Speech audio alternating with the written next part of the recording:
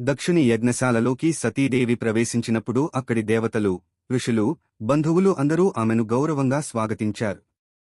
కాని ఆమె హృదయంలో మాత్రం ఒక ప్రశ్న మండుతోంది: ఈ విశ్వానికి ఆధారమైన మహాదేవుడిని ఎందుకు ఆహ్వానించలేదు?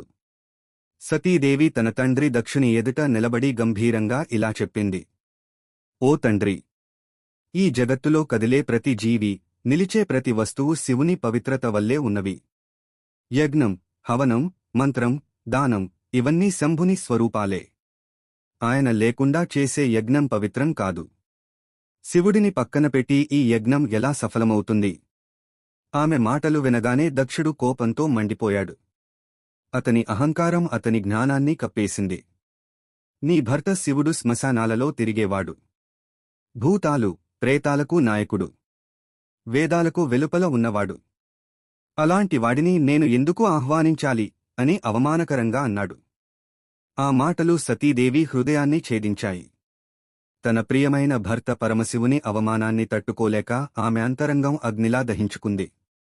ఆమె మనసులో ఇలా ఆలోచించింది: శివుని నిందించేవాడు పాపి. ఆ నిందను విని మౌనంగా ఉండేవాడు కూడా పాపమే పొందుతాడు. ఇక ఈ అవమానాన్ని భరించి నేను ఎలా జీవించగలను అని నిర్ణయించుకుని, ఓ రుద్ర, ఓ శివ అంటూ యోగాగ్నిలో తన ప్రాణాలను అర్పించింది. సతీదేవి అగ్నిలో లీనమవగానే యజ్ఞశాల మొత్తం అయ్యో అనే అరుపులతో మార్మోగిపోయింది. శివగణాలు ఆగ్రహంతో ఊగిపోయాయి. కొందరు తమ ఆయుధాలతో తామే గాయపరుచుకున్నారు. ఆకాశం చీకటితో నిండిపోయింది.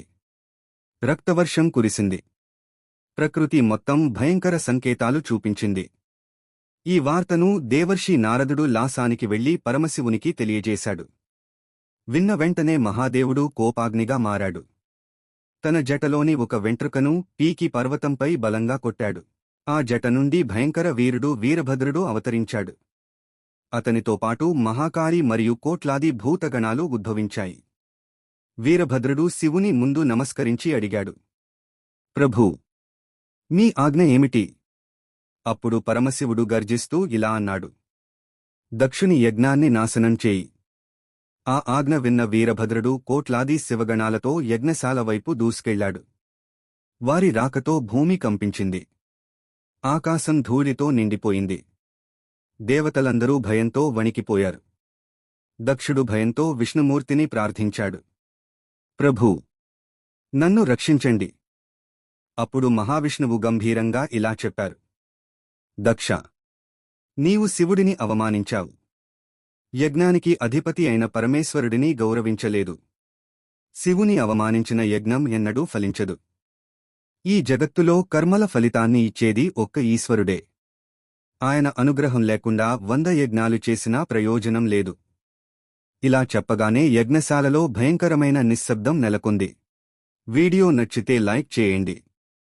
మీ అభిప్రాయాన్ని కామెంట్ చేయండి. మరిన్ని తెలుగు నీతి కథల కోసం సబ్స్క్రైబ్ చేయండి.